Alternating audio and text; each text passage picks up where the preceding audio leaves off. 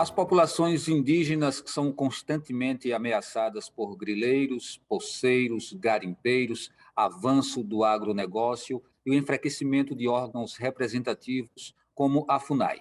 Para falar sobre a preservação dos territórios indígenas, o programa Opinião Pernambuco de hoje recebe de forma remota Sarapó Pancararu. Ele é coordenador executivo da Articulação dos Povos Indígenas do Nordeste, Minas Gerais e Espírito Santo. E também Juliana Siqueira Gai, gerente de projetos do Instituto Escolhas. Seja bem-vindo, Sarapó, seja bem-vinda, Juliana. E então, a gente vai começar falando sobre a mineração em terras indígenas, que é o que está causando essa preocupação mais recente, não é? E aí, de repente, tem esse projeto 191 que permite que esses avanços eles aconteçam de forma mais ostensiva. Ou seja, qual o grau de preocupação que isso traz para as comunidades indígenas? O que é, na verdade, esse projeto de lei 191? Podemos começar por você, Juliana. Obrigada aqui pela oportunidade em conversar com vocês. Um olá a todos que estão nos assistindo. Bom, acho que tem essa proposta de lei, né, para permitir e regulamentar as atividades de mineração dentro dos territórios indígenas, né, e estamos falando de uma permissão sistemática, né, de atividades de mineração e outras atividades, como hidrelétricas também. Mas nosso principal foco, né, o principal debate é sobre a pauta de mineração, porque foi recentemente, né, colocada com uma pauta de urgência a questão da mineração dos fertilizantes e que tem sido também questionada, né, por alguns dados e evidências, tem mostrado que nos territórios indígenas não há, né, potássio a ser minerado, e, portanto, esse também é um argumento que não valida a hipótese, né, o argumento da urgência dessa PL ser votada, e de fato, a gente está falando em consequências catastróficas, né, para todas as comunidades dos territórios indígenas, e não apenas pela perda das florestas e avanço da mineração de atividades sistemáticas nesses territórios, como uma perda, né, de todos os aspectos culturais, todos os hábitos dessas comunidades, né?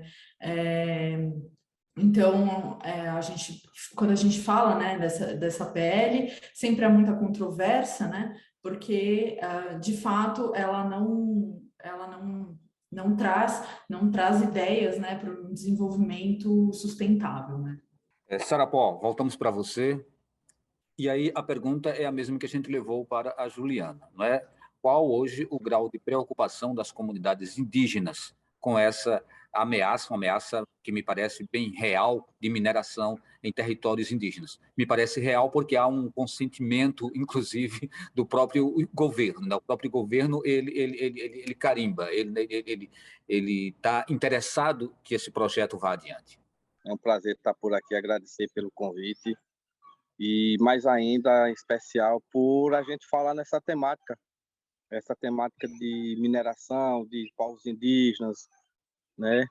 Na verdade, existem vários projetos de lei tramitando na Câmara dos Deputados e no Senado.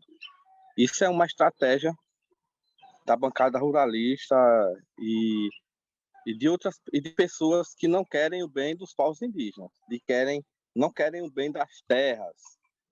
Eles querem abrir, na verdade, para exploração os territórios indígenas que são protegidos por lei.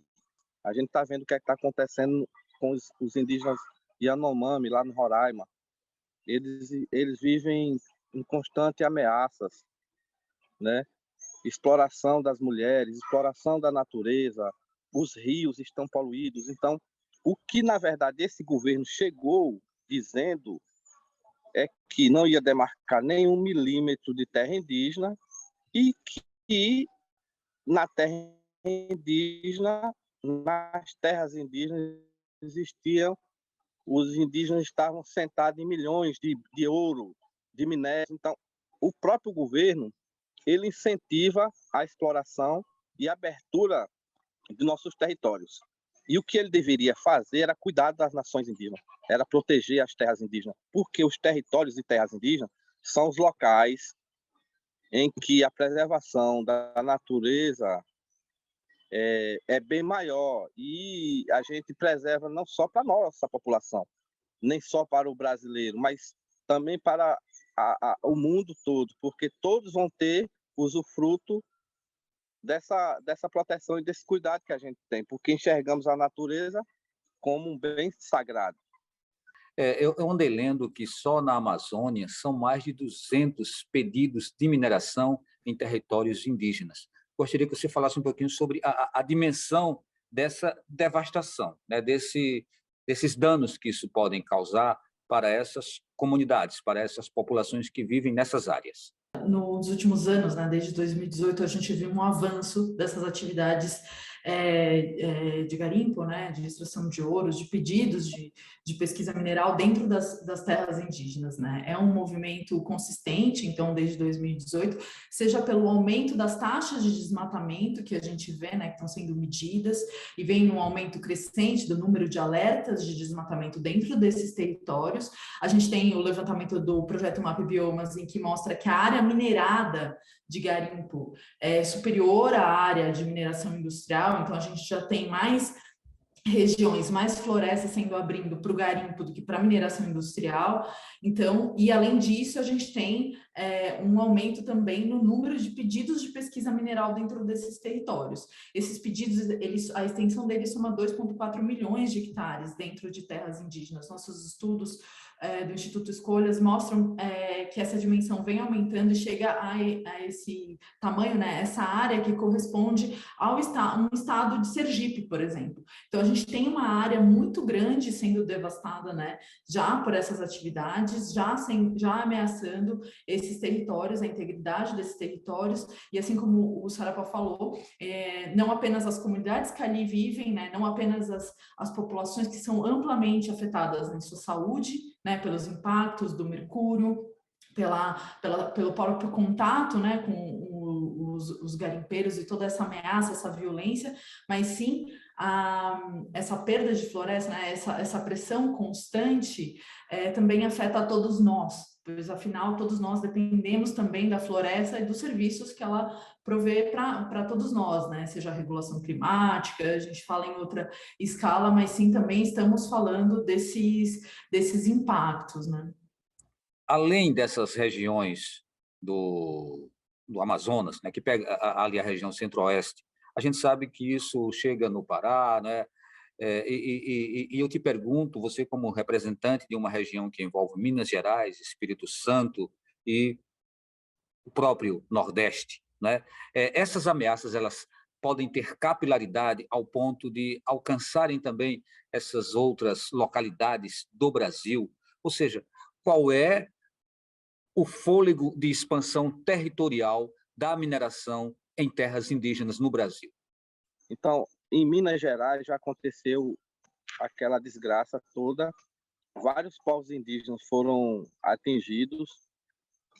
Na Bahia é uma grande área também de mineração, aqui em Pernambuco tem áreas de mineração, então nós sentimos que todo o nosso estado brasileiro ele vai ser prejudicado com essa abertura, entendeu? Não somente a Amazônia. A Amazônia ela está porque tem a floresta e dão muita importância mais à Amazônia do que o Nordeste. Mas nós que estamos nessa região de Caatinga, por exemplo, de Mata Atlântica, nós somos a proteção da Amazônia. E se acontecer alguma coisa na Amazônia, os primeiros a sentirem os efeitos vão ser nós que estamos aqui na Caatinga ou em outras áreas, né? Então, com a abertura, essa legislação ela é nacional, é um projeto de lei nacional, não é um projeto de lei para a região norte ou para aquele estado, é um projeto de lei de abrangência nacional. E todos os nossos estados existe mineração e outras formas de exploração. Então, sentimos que que, se esse projeto de lei for aprovado, vai ser um retrocesso muito grande na política indigenista. Nós agradecemos a tua participação, Sarapó, e a sua participação também, Juliane, nesse primeiro bloco, e a gente volta daqui a pouquinho falando sobre a preservação das terras indígenas.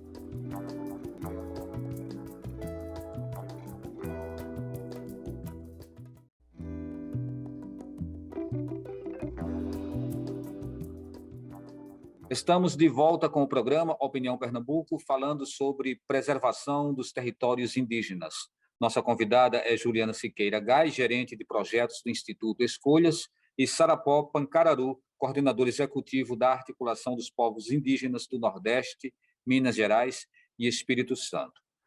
Juliana, com a guerra da Ucrânia, veio à tona, e você até já falou isso assim um pouco superficialmente, veio à tona a questão dos fertilizantes, né? A escassez dos fertilizantes. Então, o governo focou na necessidade de se extrair o potássio daqui do próprio Brasil, para fortalecer exatamente a produção dos fertilizantes. Queria que você falasse um pouco sobre isso, inclusive, tecnicamente, o que é esse potássio, né? Essa extração, ela é de fato necessária, ela é sustentável do ponto de vista econômico, pode até ser, mas do ponto de vista ambiental, ela também é sustentável? Bom, de fato, é um argumento, né, trazido como uma desculpa, né, para minerar esses territórios, mas a gente sabe que a mineração não é uma atividade sustentável, né? Para você levar o desenvolvimento, né, um projeto de mineração para um território indígena, é necessário que você leve uma série de infraestruturas, né? Você precisa da estrada de acesso, precisa construir toda a infraestrutura da mina, a infraestrutura de processamento de minérios, e com isso você acaba induzindo, né? Induzindo a ocupação desse território, porque você precisa construir estradas e adensar essa região, você tem atração de mão de obra, e a gente tem visto já historicamente na Amazônia que áreas de mineração são amplamente adensadas, né? Então a gente não tem, um projeto de mineração nunca está sozinho. Então, quando a gente fala de seja potássio ou seja qualquer outro minério, você tem uma atividade que não é sustentável, e especialmente considerando terras indígenas, né, que são áreas remotas, você precisa de uma série de infraestruturas para serem levadas para essa região, que dificulta e com certeza aumenta muito os impactos, né? Então, a questão da viabilidade técnica e ainda financeira, né, de um projeto de mineração nesses territórios é completamente incerto, né? E o outro ponto é a questão, enfim, de que não há potássio dentro das terras indígenas que possa validar esse argumento, né? A gente sabe que grande parte dos territórios indígenas, o que a gente tem majoritariamente são depósitos de ouro, né? E que não é o foco esses depósitos de potássio, portanto, viável, né, explorar economicamente esses territórios por conta desse contexto de guerra, né?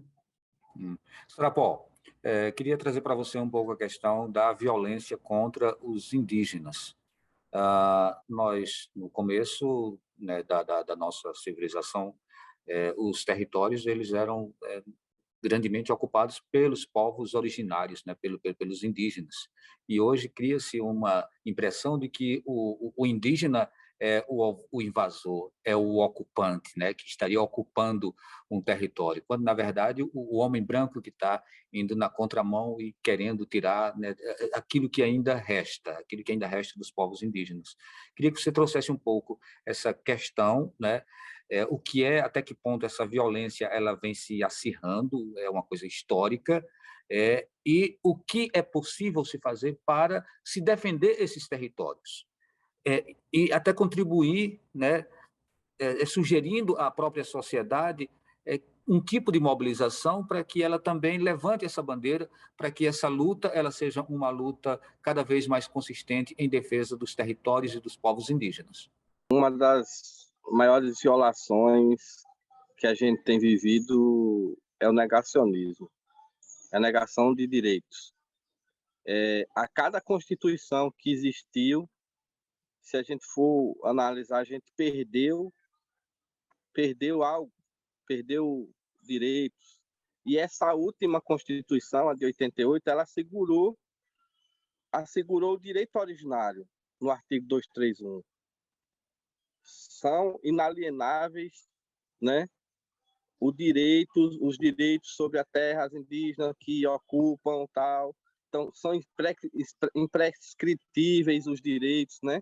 Então, a Constituição reconhece que nossos direitos são imprescritíveis e inalienáveis, né? Ou seja, um direito originário sobre as terras que ocupamos tradicionalmente, né?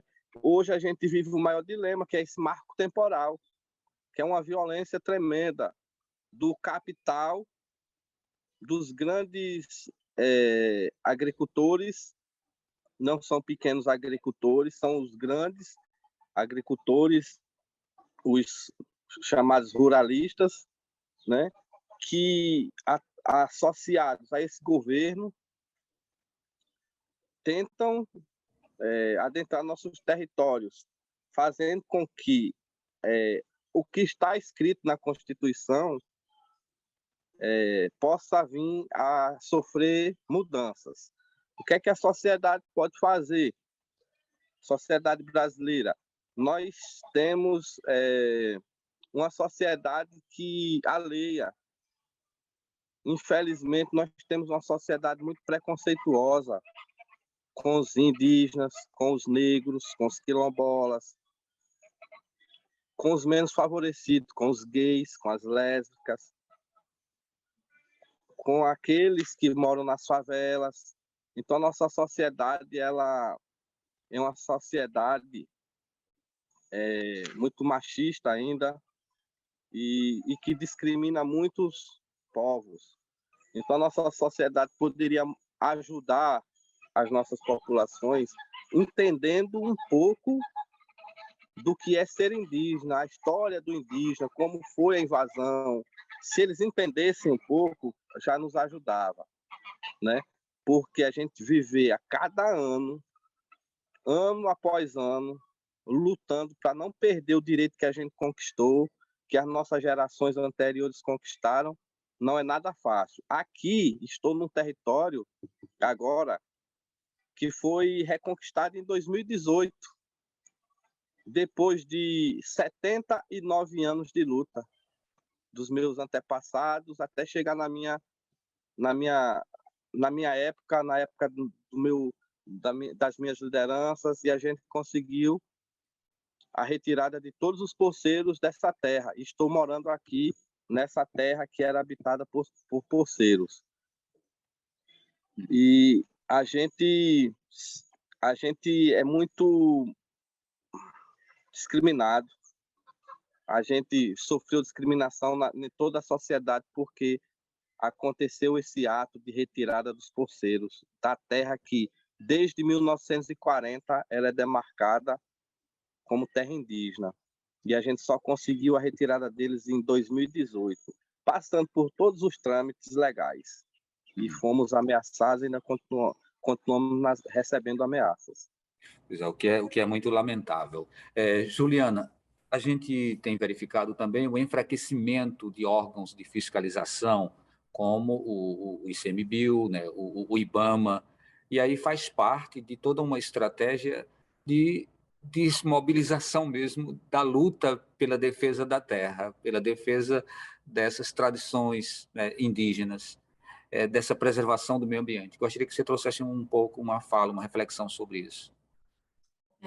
Pois é, Valdir, sim, a gente está vivendo um contexto de enfraquecimento geral, né, de instituições, de legislações sendo propostas, né, a gente já comentou sobre a PL 191, e recentemente nós tivemos também os decretos, né, para formalização das atividades garimpeiras, então para, de fato, tentar formalizar essas atividades que então eram consideradas artesanais e que hoje a gente já vê e já tem provas de que não são, né, não são nem um pouco artesanais, tem um maquinário pesado operando, né, uma infraestrutura grande, e que, enfim, há uma vontade, né, há uma proposta para regularizar essas atividades, há uma proposta também para que haja uma aprovação simplificada, né, dos processos de lavra garimpeira na Agência Nacional de Mineração, o que ainda, ambos esses decretos, né,